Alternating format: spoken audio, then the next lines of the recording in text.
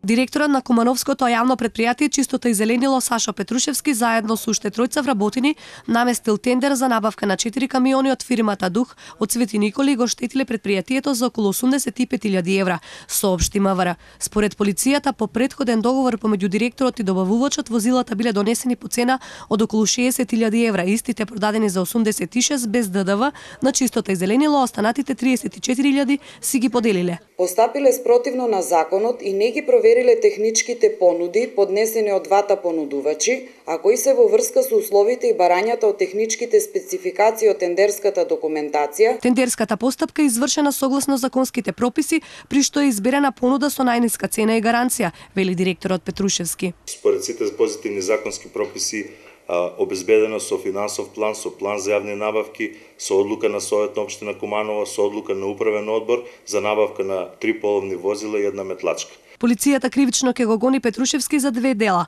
злосторничко здружување и злоупотреба на службена должност, а добавувачот ќе одговара за незаконско учество на тендер без уредна документација.